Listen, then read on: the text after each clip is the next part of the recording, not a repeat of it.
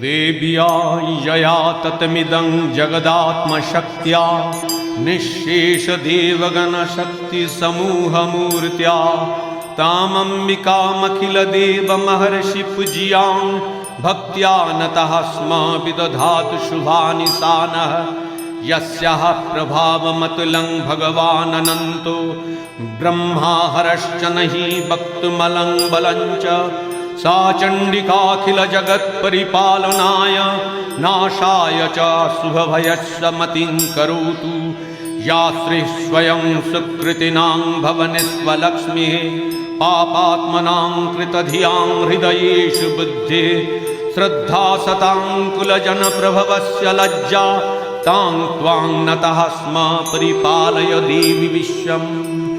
किं वर्णयां तव रूपमचिन्त्यमेतत् किञ्चातिवीर्यमसुरक्षयकारि भूरि किञ्चाहवेषु चरितानि तवातिजानि सर्वेषु दिव्यसुरदेवगणादिकेषु।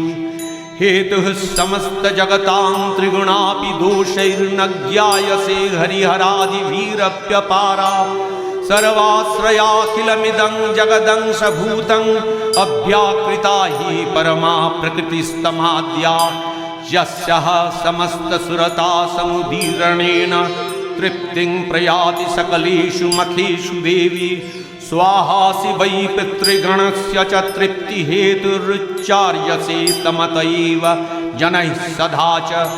या मुक्तिहेतुरविचिन्त्यमहाव्रता च अभ्यस्यसे सुनियतेन्द्रियतत्त्वसारैः मक्षार्थिभिर्मुनिभिरस्तसमस्तदोषैर्विद्यासि सा भगवती परमा हि देवी। शब्दात्मिका सुविमलत्रिजजुषां निधानम् उद्गीतरम्य पदपाठवतां च साम्नां देवी त्रयी भगवती भवभावनाय वार्ता च सर्वजगतां परमार्तिहन्त्री। मेधासि देवी विदिताखिलशास्त्रसारा दुर्गासि दुर्गभवसागरनौरसङ्गा श्रीः कैटभारी हृदयैककृताधिभासा गौरी त्वमेव शशिमौलिकृतप्रतिष्ठा। ते सम्मता जनपदेषु धनानि तेषां जशांसि न च सिदति धर्मवर्गः धन्यास्त एव निभृतात्मजभृत्तदारा। येषां सदाभ्युदयदा भवति प्रसन्ना धर्माणि देवी सकलानि सदैव कर्माणि अत्यादृतः प्रतिदिनं सुकृति करोति सर्गं प्रयाति च ततो भवति प्रसादात्। लोकत्रयेऽपि फलदानं देवि तेन दुर्गे स्मृता हरसि भीतिमशेषजन्तः शस्थैः स्मृता मतिमतीव शुभां ददासि।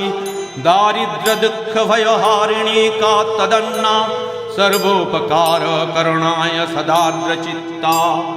येनोपमा भवतु तेस्य पराक्रमस्य रूपं च शत्रुभयकार्यति हारिपुत्र।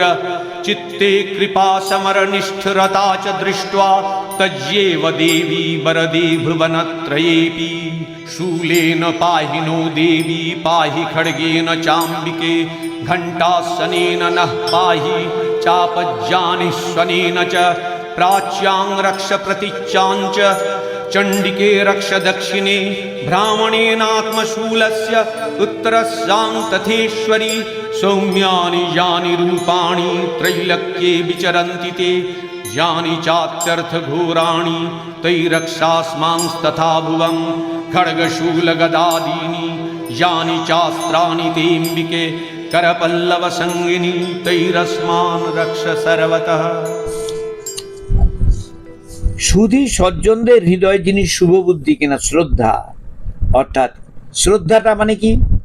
কর্মের প্রতি বিশ্বাস, ভালো সৎ ধর্মকে, সৎ জিনিসকে, সৎ মানে এখানে অনেস্ট, ইটার্নাল না, কিন্তু সৎ মানে যা অনেস্ট। এখানে সতের তো দুটো মানে, অনেস্টের প্রতি আমার হাত বাড়িয়ে দেওয়া, ডিসঅনেস্টের প্রতি আমার বিরোধিতা, এসব কল্যাণ ধর্মের পড়ছে।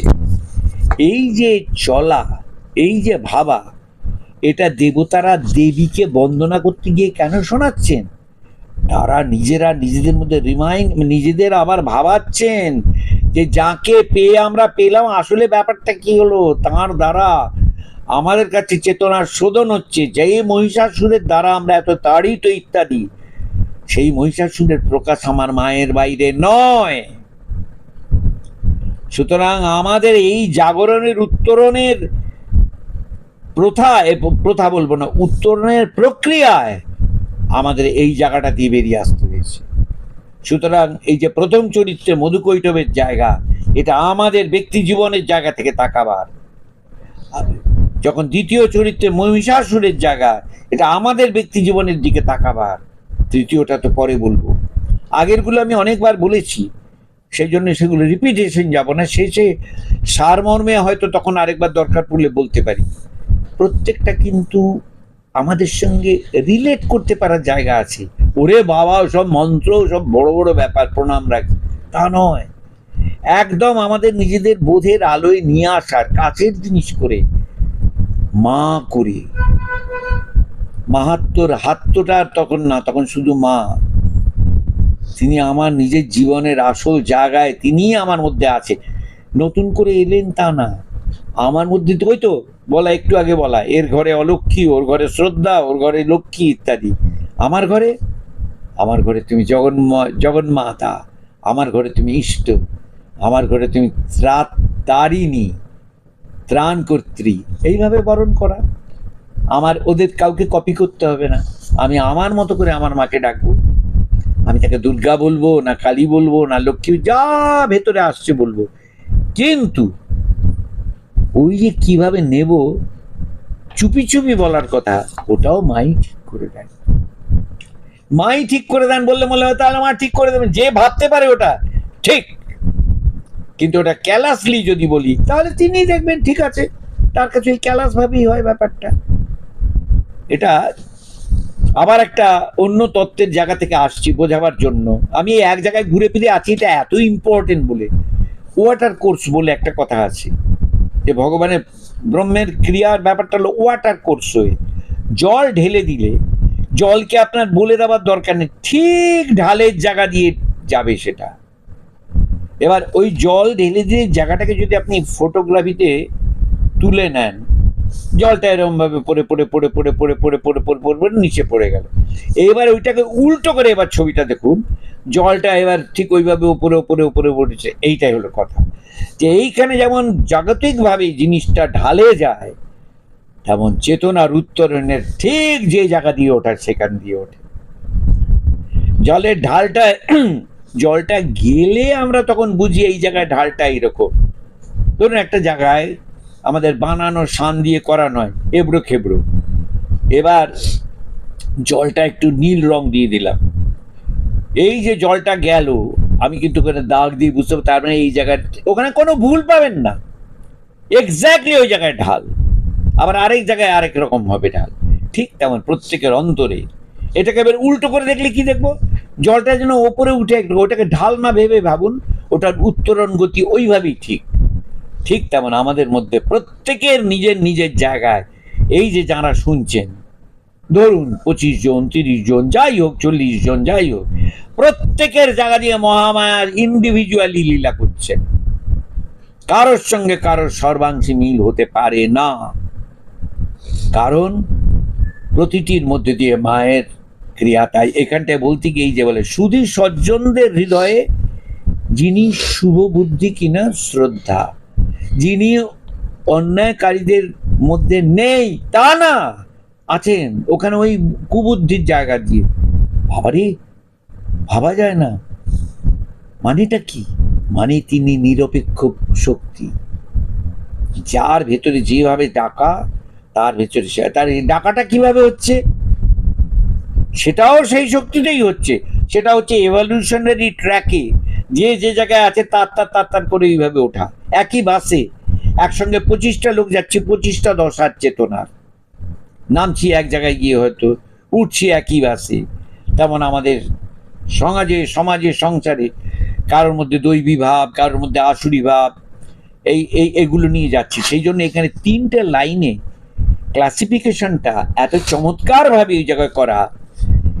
এই যে অলক্ষ্মী বলে, লক্ষ্মী বলে, শ্রদ্ধা বলে, লজ্জা বলে, আমি এই জায়গাটা এবার বলাটা সরে আসছি, মানে যথেষ্ট বলা হয়েছে এটা। তারপরে বলা হচ্ছে কিং বর্ণয়াম কিং বর্ণয়াম তব রূপমচিন্তমেতৎ কিঞ্চাতি বীর্যম সুরক্ষয়কারী ভূরি কিঞ্চাতি बोला किंचा हवेषु चरितानि तवानि यानि सर्वेषु देव्यसुर देवगणादिकेषु हेतु समस्त जगतां त्रिगुणापि दोषैर्न ज्ञायसे हरिहरादिभिरप्यपारा सर्वाश्रयाखिलमिदं जगदं सभूतं अव्याकृता हि परमा प्रकृतिस्तमाद्या। অপূর্ব। আমি প্রত্যেকটা ধরে বলতে ইচ্ছে করছে আমার, কিন্তু প্রত্যেকটা ধরে না বলে আমি সার কথাটা বলছি।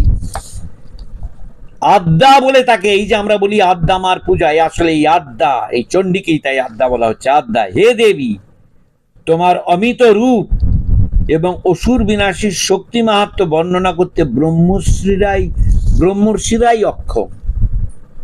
অক্ষম কেন? তুমি যতটুকু জানতে দাও তার বেশি কি করে জানবে? আমি এটা যে বলছি, এটা যে জানছি, এখানে জানা যতটা ধরা পড়েছে তার বেশি তো কিছু বলতে পারছি না, জানতে পারছি না। তার আমি একটা দ্বিতীয় লোক হিসেবে তোমাকে জেনে ফেলেছি বলার মতো মূর্খামি আর কিছু তো হতে পারে না। আমার ভেতরে যে জানাটুকু, এটা আমার তোমারই কৃপায় বুঝে গেছি। তুমি যতটুকু জানতে দিচ্ছ ততটুকু।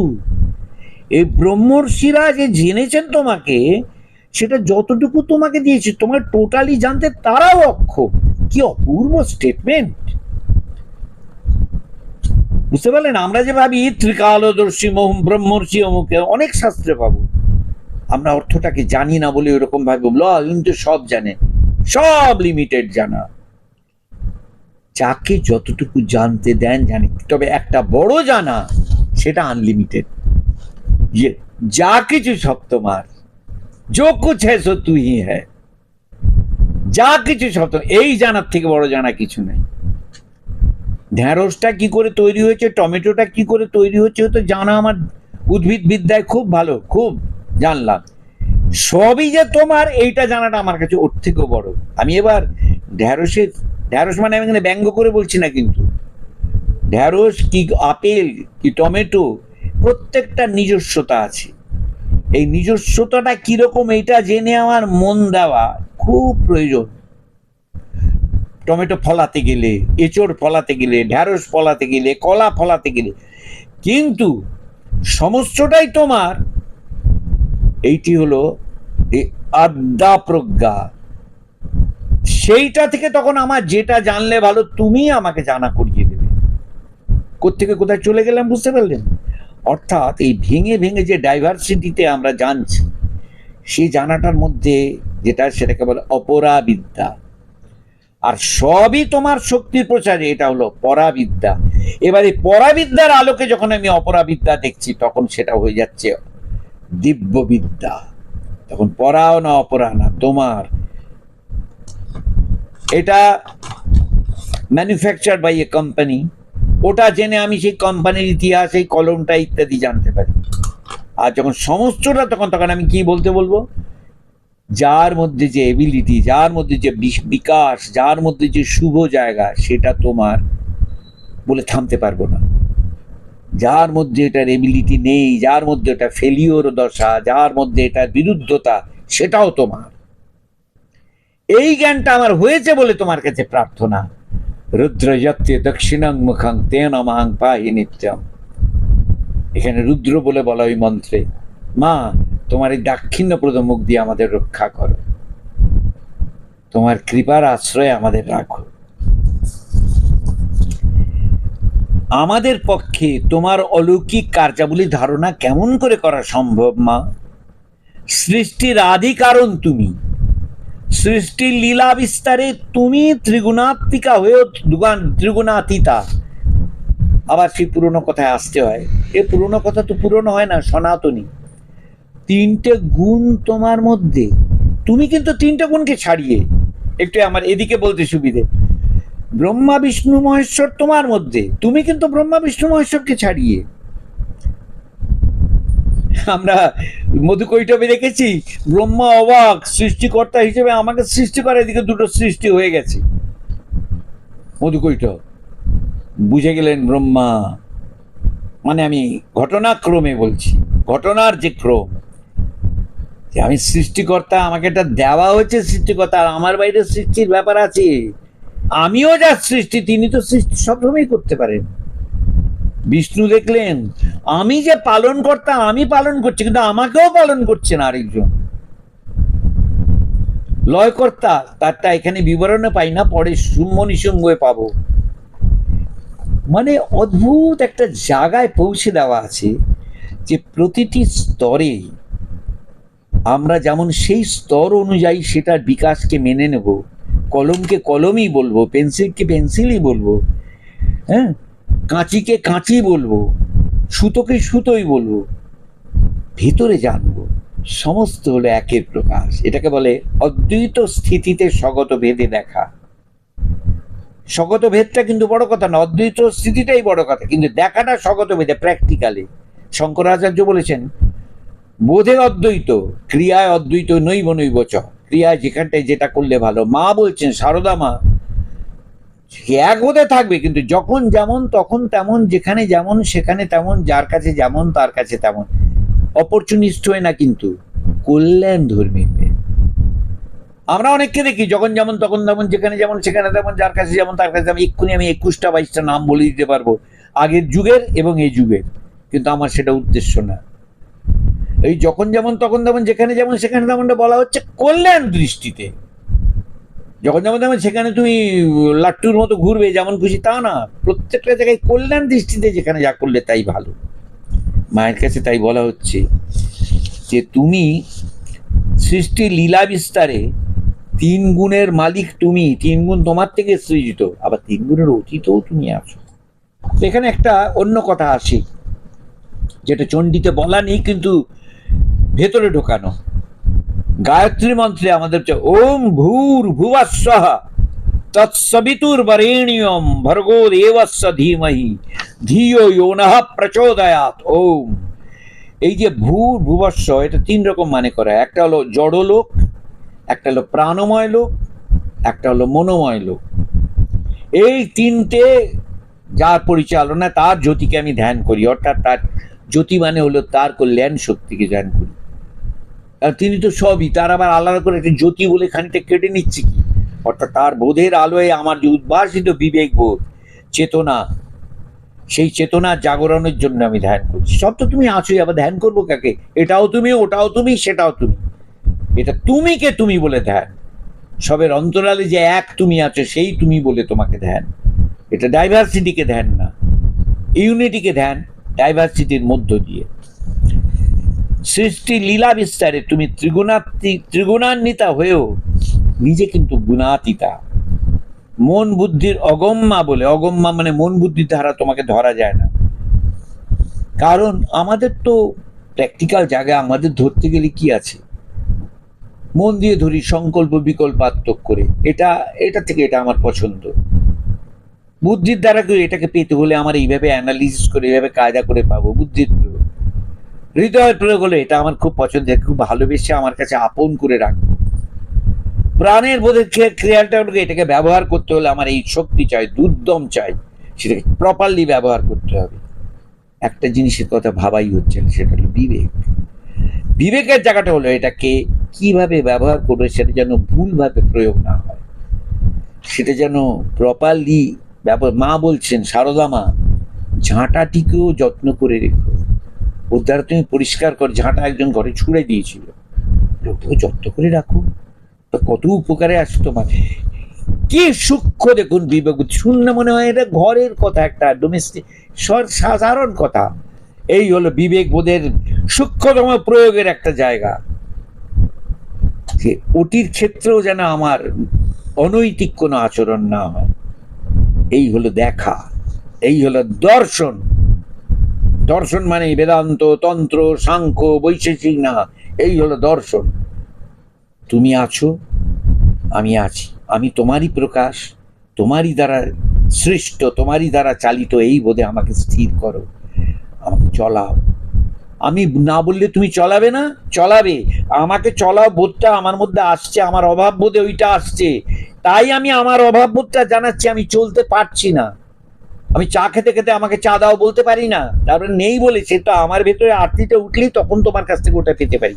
But that aarti must be sincerely put, এবং অত্যন্ত শ্রদ্ধা সহ একান্ত একনিষ্ঠভাবে আমার চাইতে হবে। তাহলে প্রার্থনায় কাজ হয় কি হয় না? এইভাবে হলে প্রার্থনায় কাজ হয়। প্রার্থনায় কাজ হয় মানে কিন্তু আমার যেন 1,000 টাকা মাইনে বেড়ে যায় প্রার্থনার। আমি সকামের জায়গায় বলছি না, অন্তরের উত্তরণে। আমি ভেরি স্পেসিফিক আমাকে একটা কথা বলতে হবে এখানে। আমাদের প্রারব্ধে যা নির্দিষ্ট আছে অন্নময় কোষে বলা হয়, ওটা হবে অন্নময় কোষ মানে এই স্থূল শরীরে। প্রারব্ধে আমার প্রাণময়, মনোময়, বিজ্ঞানময় যেগুলো আছে সেটা টলে যেতে পারে, কারণ ওগুলোর মধ্যে ভেতরে এই শক্তিতে পরীক্ষিতকে সেটা করা হয়েছিল ভাগবতে। যখন পরীক্ষিতকে তোমার সর্পদংশনে মৃত্যু হবে, সে মৃত্যু হলো কিন্তু তার, কিন্তু সে মনের জায়গা থেকে একদম স্থিতির জায়গায় চলে গেছিল। অর্থাৎ ওইখানটায়, অর্থাৎ অন্তর্লোকে ভূর্ভুবস্ব এই 3টে প্লেনের যে অধিকার, সেটাকে ছাড়িয়ে আরেকটা প্লেনের অধিকার আসে, তার নাম মহর্লোক। ভূর্ভুবস্ব মহ জন তপ সত্য। সত্যটা হলো সচ্চিদানন্দের সৎ স্বরূপ বোধক, তপরটা হলো তার চিৎ স্বরূপ বোধক, জনটা হলো তার আনন্দ স্বরূপ বোধক, মহর্লোকটা হলো তার মুক্ত আদ্যার স্বরূপ বোধক। এই মুক্ত আদ্যার স্বরূপ বোধের কথাটা এখানে বলা হচ্ছে যে তুমি এই ভূর্ভুবস্বর অতীতে তুমি ত্রিগুণাত্মিকা, অথচ ত্রিগুণাতীতাও রয়েছে। ওখান থেকে তোমার সমস্ত কন্ট্রোল চারদিকে, তুমি তো সচ্চিদানন্দ আছোই, সচ্চিদানন্দ মুক্ত আদ্যা। তোমার মধ্যে থেকে এই ক্রিয়া বিকিরণে সমগ্র জগৎ চলছে। জগৎ তোমার অংশ, কিন্তু তুমি জগৎকে ছাড়িয়ে আছো। তারপরে ওই যেটা আগের দিন কথাটাকে একজন তুলেছিলেন, সুন্দরভাবে তুলেছিলেন, এই যে তৃপ্তি প্রয়াতি সকলেষু মখেষু দেবী স্বাহাসি বৈ পিতৃগণস্য চ তৃপ্তি হেতু রুচাস্যসে তমত এব জনৈ সদা চ। এই যে আমরা যে মন্ত্রগুলো পড়ি, পিতৃলোকের জন্য সাহা, দেবলোকের জন্য সদা। সাহা মন্ত্রে দেবতাবর্গ পরিপুষ্টি লাভ করেন, সদা মন্ত্রে পিতৃলোক তৃপ্তি লাভ করেন। অর্থাৎ এই যে মন্ত্রের মধ্যে বিশেষটায় বিশেষভাবে তোমার শক্তির জায়গাটা, তার মানে তিনি নির্বিশেষ এক, অথচ তার মধ্যে বিশেষ ব্যাপারটাও আছে। এটি ফিজিক্স কেমিস্ট্রি দিয়ে বুঝলে হবে না।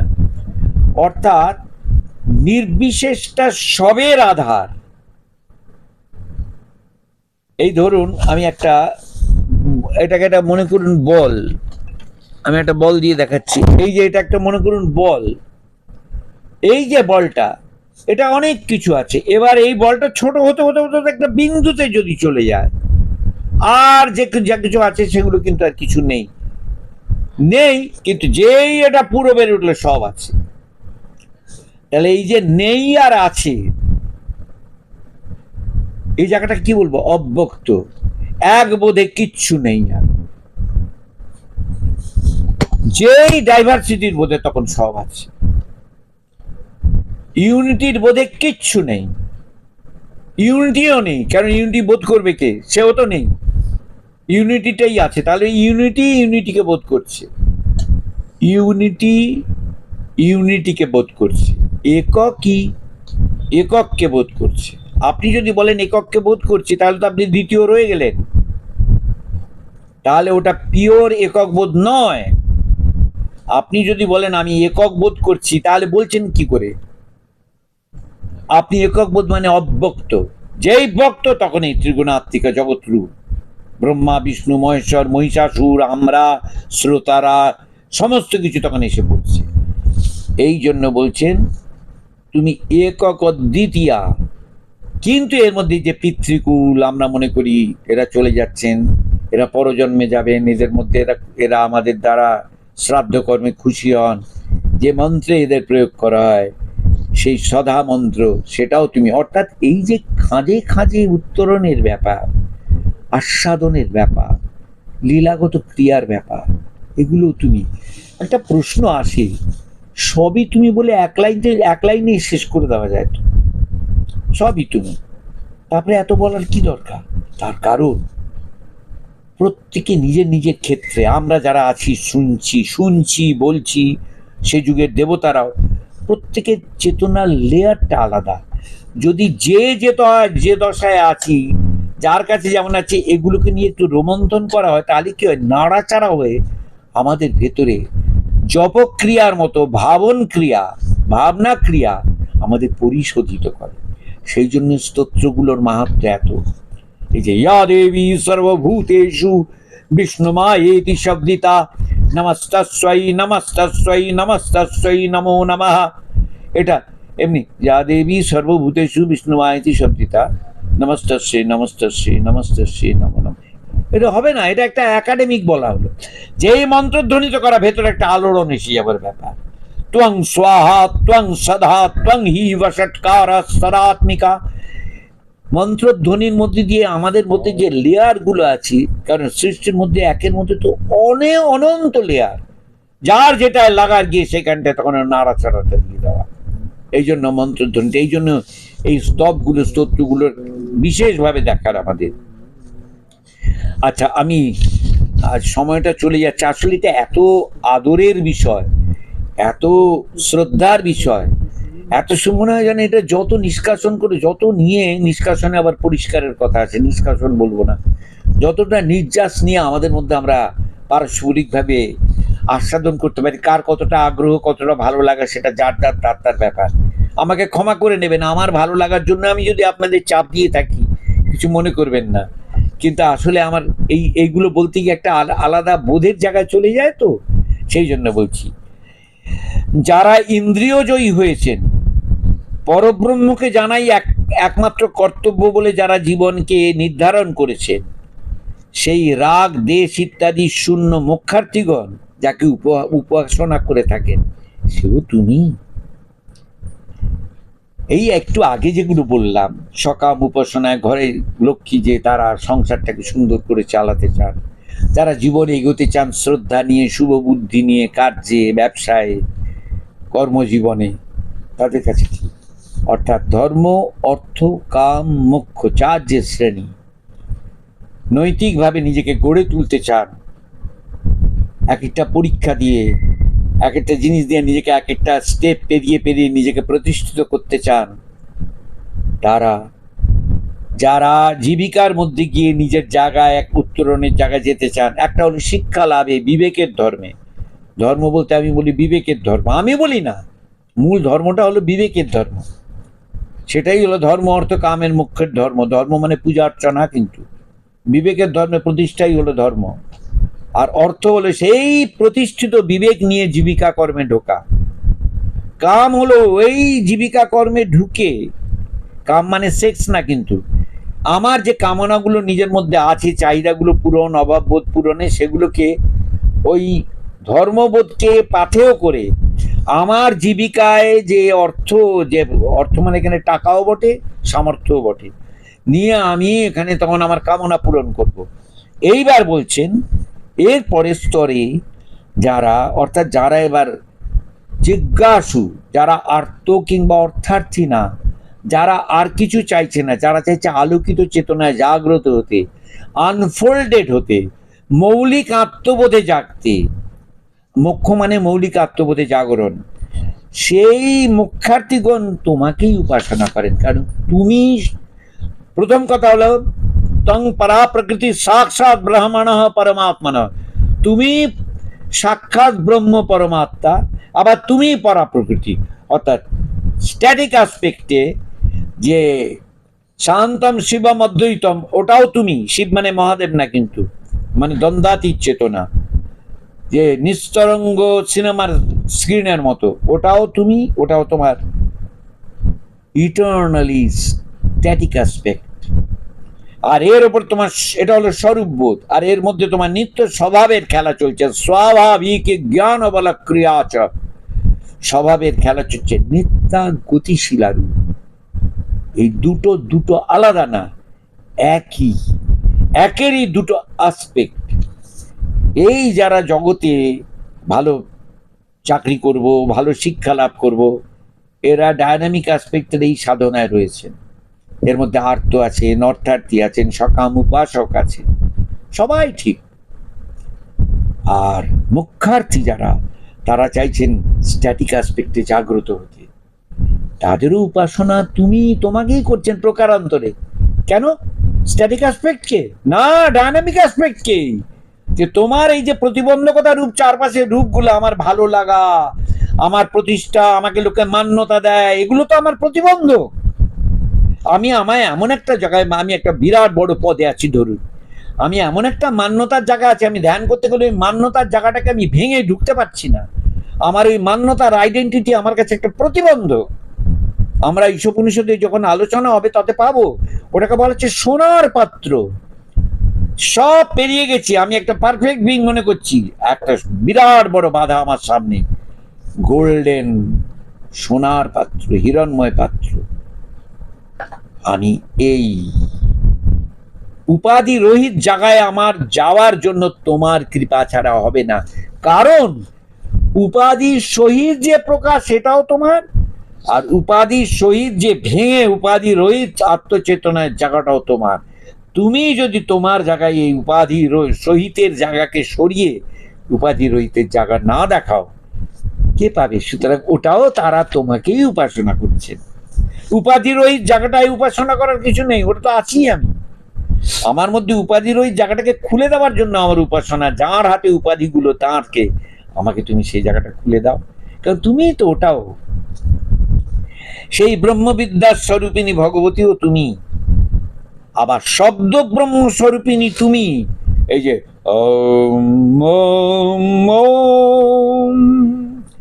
উদাত্ত অনুদাত্ত সরিতাদি মনোহর বেদপাঠের আপনি তুমি আশ্রয়। আমার একটু লাইন করতে যায়, যেমন এই যে বেদের সূক্ত, অহং রুদ্রেভীর বসুভিশ্চরামি অহং মারিত্বৈ। আর ওটা পড়বো না, আমি একটা উচ্চারণে এসে গেল এই লাইনটা পড়ে আমি সেটা বললাম। বেদত্রয় রূপা তুমি, অর্থাৎ সর্বাংশে সর্বপ্রকাশ তুমি। মানুষের যে দুঃখ দাও তুমি কর্ম দিয়ে, আবার দুঃখ দূরও করে দাও তুমি। তাহলে তোমাকে পুজো করে লাভটা কি? এটা নেই, মন্ত্রে নেই, আমি জিজ্ঞেস করছি। কারণ এগুলো বলা হলে তখন তোমার মধ্যে এই যে ওই বিশেষ শক্তির উদ্বোধনটা আমার মধ্যে সঞ্চারিত হতে পারে। ডিপ্রেশন কাটিয়ে, মেলাঙ্কলিক ভাব কাটিয়ে, হতাশার জায়গা কাটিয়ে, আমার প্রারব্ধের যে দ্বন্দ্বময়, যে ধাক্কার পর ধাক্কা খেয়ে আমি উঠেছি কাটিয়ে, এবং প্রারব্ধের দ্বারা আমার অর্জিত যে সুনাম, পদোন্নতি, আমার টাকা, আমার সংসার, আমার টাকা নেই ওরকম, আমি বলে বোঝাবার জন্য বলছি, টাকা, সংসার, পদোন্নতি, এই প্রতিবন্ধকতাগুলোকেও পেরিয়ে তুমি তো আমাকে ধরা দাও। কারণ ওগুলো প্রতিবন্ধক হয়ে ওঠে যখন আমি আমার আবার চিন্তা কি, আমার এই আছে, ওই আছে, সেই আছে, একটু পরে হার্টে ব্যথা করলো, গেলাম, বললো কোমায় চলে গেছে, অন্য লোক বললো সব ছিল আমার, কোথায় গেল? নাথিং। তাহলে সবটার পেছনে তুমি। এগুলো কিন্তু ভয়ে ভয়ে দুর্বলতার জায়গা থেকে বলছি না, এগুলো অত্যন্ত সবল জায়গা। এই জায়গাগুলোকে নিজে চিনলে তখন আমাকে রাজ সিংহাসনে বসালো, সেখান থেকে যদি সরে যেতে হয় আর তখন কষ্ট হয় না। দুটোই তো তোমার, সবটাই তো তোমার, তোমার কোলের বাইরে তো না, তোমার কোলের বাইরে তো যেতে পারছি না, তুমি তো সবসময় রেখে দিয়েছো। যে কুশল বুদ্ধি বা মনীষা দ্বারা, যে কুশল বুদ্ধি বা মনীষা দ্বারা অখিল শাস্ত্রের নিগূঢ় তত্ত্ব জানা যায়, বোঝা যায়, উপলব্ধি তোমার কৃপা ছাড়া হবে না। সেই শক্তির সঞ্চালন তুমি যতটুকু হতে দাও ততটুকু হয়। আমরা এক্ষুনি যদি বলি, এই যে বলতে পারছি, এই অর্থগুলোকে লাইন ধরে একটু বলছি, এটা যাকে দেবতারা বন্দনা করছেন তিনি বলতে দিচ্ছেন, বলাচ্ছেন, বলা হবাচ্ছেন বলেই। এখানে কোনো ন্যাকামি কিংবা ইমোশনাল কোশেন্ট নেই, ইন্টেলেকচুয়াল কোশেন্ট নেই, আছে একদম শরণাগতির কোশেন্ট। মা সব তোমার, আমরা সেটা আলোচনা করছি। এই যে বললাম, আমার মনে হয় আগের পরের দিন সমস্তটাই আমার স্তোত্রটাকে বলে দেবো, কারণ মূল কথাগুলো পরের কথা আমি বেশ কিছু আলোচনা করেছি। আজকে এই আলোচনাটা এই অবধি রাখছি। যদি কারোর এবার কিছু আলোচনা প্রশ্ন করার থেকে বলবেন, করবেন। আমি যদি বাহুল্য করে থাকি সেটাও বলবেন যে এতটা একটু চাপ লাগলো। আর যদি বলেন যে না এটা পছন্দ, শুনতে ভালো লেগেছে, ভালো মানে আমি প্লেজার বলছি না, গ্রহণের জিনিস মনে হয়েছে, তাহলে আমি এই সবিস্তারে আরো কয়েকটা শ্লোক, অনেকক্ষণ তো বললাম টানা, পরবর্তীকালে বলবো।